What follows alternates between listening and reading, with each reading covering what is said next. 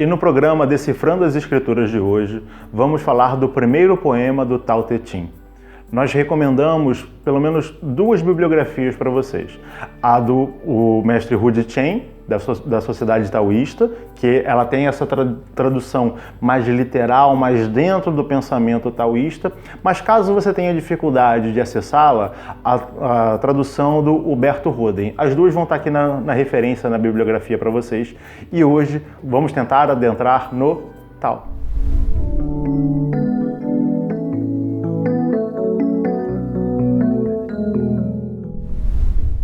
E como todo grande texto, principalmente textos sagrados, a gente tem muitas camadas de interpretação, né? A gente pode explorar muitas informações.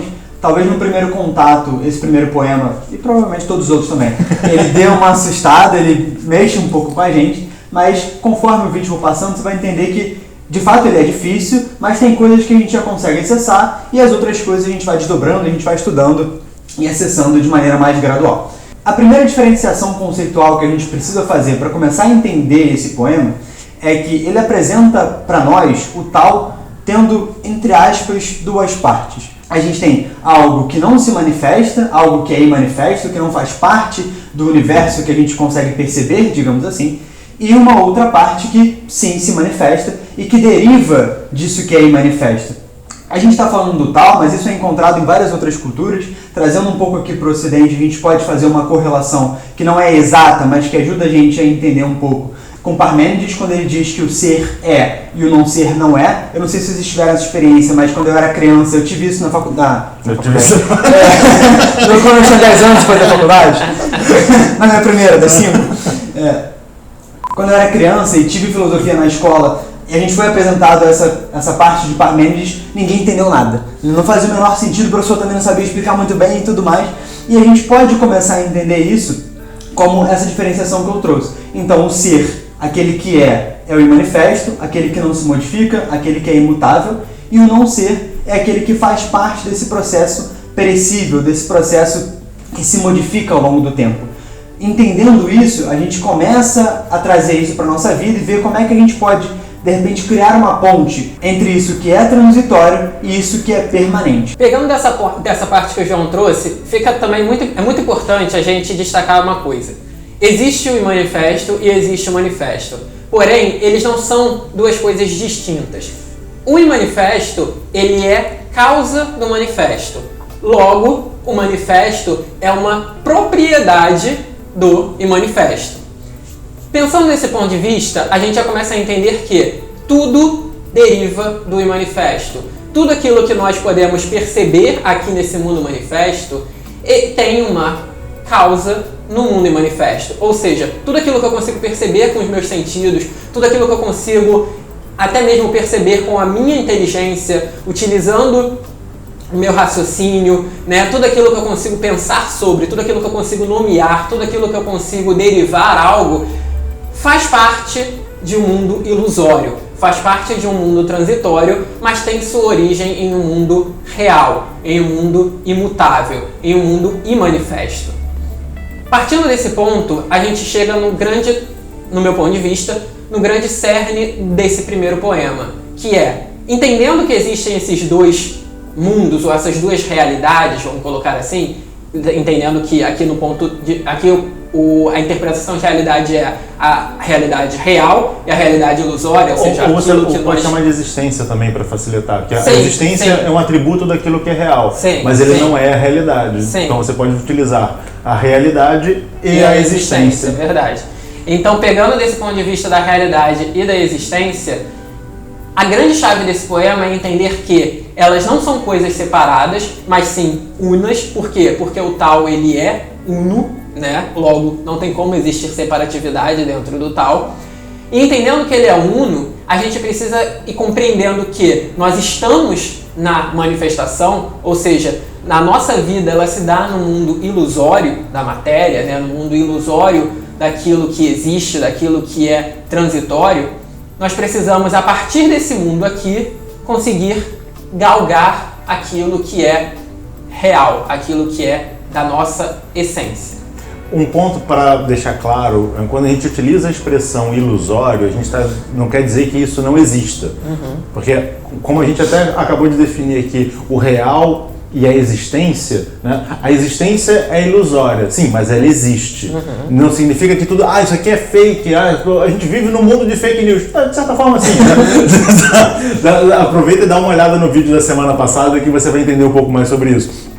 Mas você vai pegar essa questão da ilusória é porque isso não é permanente. Sim. Se algo muda, significa que aquilo não é real de fato.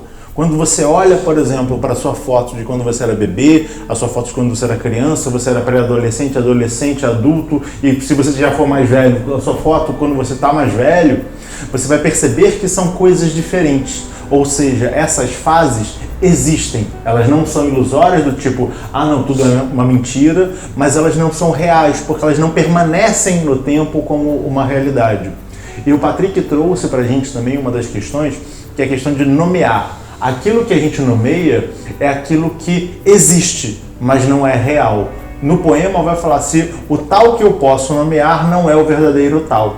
Por quê? Porque quando eu nomeio alguma coisa, eu vou encapsular para uma determinada forma. Só que o verdadeiro tal, o imanifesto, está para além da forma. E como é que a gente faz essa ponte que a gente começou a colocar entre esse mundo manifesto e esse mundo imanifesto? É justamente a gente entender que nós precisamos nomear as coisas para identificar, para interagir no mundo, mas devemos entender que as coisas não são aquilo que a gente nomeia em si. São coisas que estão muito para além daquilo. A gente costuma nomear determinadas pessoas pelos seus atributos. A gente fala assim, eu conheço uma pessoa que é muito preguiçosa. Por que ela é muito preguiçosa? Porque ela gosta de dormir até mais tarde. Não, ela tem comportamentos que são atribuídos à preguiça, mas a pessoa não é preguiçosa. Você está estabelecendo um parâmetro diferente para aquilo. Você está tentando definir a pessoa e dizer que ela é preguiçosa. Não. Ela tem um comportamento que se assemelha àquilo que a gente chama de preguiça, mas ela não é preguiçosa em si. Ela tem comportamentos que se assemelham a tal coisa, mas ela não é aquela coisa em si, porque ela é muito mais do que isso. Quando a gente nomeia, e é importante a gente nomear para a gente poder identificar no mundo manifesto como as coisas estão, ela é fundamental isso, mas ao mesmo tempo você limita aquilo. Se eu chamo tal de tal, eu limitei e não posso chamá-lo de Brahman, por exemplo. Porque são palavras diferentes. Mas quando eu entendo o que é o tal, eu entendo que ele também é Brahman. Eu entendo que ele também é Deus. Eu posso entender que ele é algo que existe para além da singularidade que deu origem ao Big Bang, que deu origem ao universo. Eu posso utilizar diversos nomes para defini-lo, sabendo que ele não é nenhum daqueles nomes. Porque se eu digo que ele é um daqueles nomes, ele deixa de ser todo o resto. Parece um pensamento complexo, parece... Na verdade, eu acho que ele parece complexo por ele ser simples demais. Né? Por ele ser tão óbvio, parece tipo assim, né? Porque a gente vai falando, o irreal... É como você falar assim, o irreal não é real. Você fala, caraca, isso é tão óbvio que dá bug, né? Que você fala, gente, é complexo. O ser é. Você fala, caraca, isso é tão você simples. Ainda, né? Fala que o não ser não é. Né? Aí você fala, isso é tão simples que buga a minha cabeça. Você começa a complicar aquilo, né? Porque é tão óbvio. E fazer isso que o Paulo acabou de falar, né? É um exercício que a gente pode e deve exercitar todos os dias, né? Que é justamente conseguir enxergar as coisas para além da sua forma. Entender que todas as coisas têm uma essência. Todas as coisas são diferentes em sua forma, são diferentes em seu nome, mas elas possuem uma essência. E essa essência é igual, é unânime a todas elas.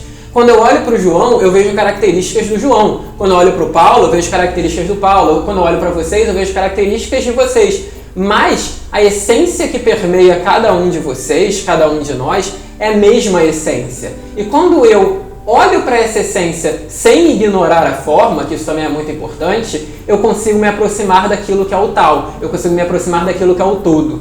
Como assim olhar para a essência sem ignorar a forma? Nós somos seres manifestos. Nós vivemos no mundo das formas, nós vivemos no mundo transitório. A gente não pode fechar os olhos para isso aqui. Muitas pessoas, principalmente pessoas ditas espiritualistas, elas costumam pregar a fuga da matéria, a fuga da ilusão, né? E elas costumam interpretar textos sagrados como se eles dissessem isso, né? Podem, por exemplo, pegar o Tao Te Ching e interpretá-lo dessa forma, embora não seja isso que os sábios queriam dizer. Mas elas tendem a ter essa visão do tipo, o que é espiritual é bom, o que é material é ruim. Vamos fugir da ilusão, por quê?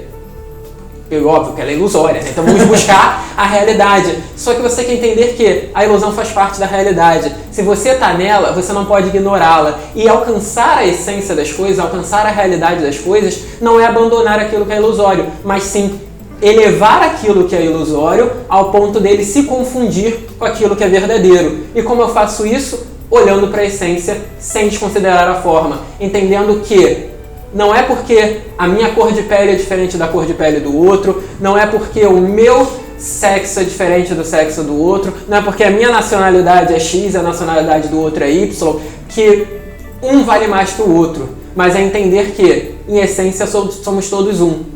Porém, em forma, somos diferentes. Então, vamos sim tratar as diferenças com os diferentes como diferentes, levando sempre em consideração que eles, em essência, são iguais. Logo, todo ser humano, em essência, faz parte do tal. Todo ser humano, em essência, é um. Todo ser humano precisa ser tratado com a mesma dignidade, com o mesmo respeito, com os mesmos direitos. Porém, uma pessoa que vive numa situação, por exemplo, economicamente inferior à outra, precisa de algumas atenções específicas para aquela situação econômica que ela vive. Mas se eu vejo apenas a essência, eu falo, não, aquela pessoa que vive em situação econômica inferior, em essência é igual àquela que vive em situação econômica superior. Então, elas são unas, elas precisam ser tratadas como iguais. As duas têm 24 horas no dia. Se você não é rico que nem o carinha aí que tá comprando coisas por aí, porque você não tá querendo tanto assim, né? Porque em essência vocês são iguais, logo vocês têm a mesma potencialidade. Verdade. Em essência eles são iguais, em essência eles têm a mesma potencialidade. Mas isso fica pro mundo e manifesto. Aqui na manifestação, essa essência, essa potencialidade não se manifesta da mesma forma, porque o ambiente não permite muitas vezes que ela se manifeste da mesma forma. Então sim, observem a essência, enxerguem para além da forma, porque isso é fundamental na hora de você lidar e lidar com o que está ao seu redor, lidar com as pessoas, lidar com o ambiente. Enxergar além da forma é fundamental para isso, mas não ignorem a forma, porque a forma é muito importante para que a gente possa, de fato, alcançar essa unidade e não acabar gerando mais desequilíbrio ainda. E aí, trazendo alguns exemplos a mais para a gente conseguir ilustrar cada vez mais como é que a gente traz essa parte mais conceitual e aparentemente mais complexa para a nossa vida. Quando a gente pensa nas nossas relações, sejam elas amorosas, de amizade, enfim, é fácil perceber que ao longo da vida elas vão se modificando, porque a nossa vida individualmente se modifica e porque as pessoas também acompanham essa modificação, né? A gente tem outras responsabilidades e tudo mais. Mas se a gente tem de fato um amor, um carinho, um sentimento verdadeiro por aquela pessoa, a gente não necessariamente vai, mas nós podemos manter aquela relação desde que a gente respeite as mudanças que serão naturais dela. Então, as pessoas que eu tinha muito contato quando eu era criança ou quando eu estava na minha adolescência, eu posso continuar gostando, eu posso continuar tendo amizade, mas é meio óbvio que quando eu tenho 20, 30, 40 anos, eu vou ter outras responsabilidades que vão me tirar um pouco do tempo que eu passaria com essas pessoas. Um pouco do tempo, não. 99,9% do tempo. E tá tudo bem, porque as relações elas não necessariamente precisam desse reforço constante. A gente não só carrega essas pessoas dentro de nós, mas a gente pode se adaptar e encontrar essas pessoas uma vez por mês, uma vez a cada 6 meses, ou enfim, seja o tempo que for possível. Se a gente consegue acompanhar essa transitoriedade, a gente mantém aquilo que é eterno, aquilo que é verdadeiro, que é o amor que a gente tem por essas pessoas, e a gente consegue adaptar a esses momentos diferentes. E uma outra coisa que também é interessante, que talvez converse um pouco mais com o nosso processo individual, é ter momentos no nosso dia, seja um ou vários, enfim, aí vai da sua escolha, para a gente se lembrar disso, para a gente poder parar e repensar o porquê que a gente está vivendo a vida daquela forma. Então, quando eu acordo, óbvio que às vezes é meio difícil, as coisas são muito corridas, mas eu posso tirar ali 2, 3, 4 minutos para pensar o que eu quero para o meu dia, para as coisas que são importantes, para as pessoas que estão ao meu redor, para os desafios que eu vou enfrentar e ver se as minhas atitudes estarão conectadas a isso que é eterno, a isso que é permanente E é isso que faz sentido, porque na prática, na vida real, a gente esquece, a gente se perde, as coisas nos atropelam, e aí a gente vai ver 2, 3, 4 meses depois que lá atrás aquilo fazia sentido. E olha quanta coisa a gente podia ter vivido de forma diferente. Então para 5 minutinhos na hora que acorda, 5 minutinhos antes de dormir e repensa sobre a sua vida, sobre as suas escolhas, sobre os caminhos que você está construindo e se eles fazem ainda sentido ou não. O tema é longo, a gente deixa aqui a bibliografia de referência para você estudar um pouco mais. Se você gostou, aproveita e se inscreve no canal, caso não tenha se inscrito ainda, dá o seu like, clica no sininho para receber a notificação e até a próxima. Tchau, tchau. Tchau, tchau.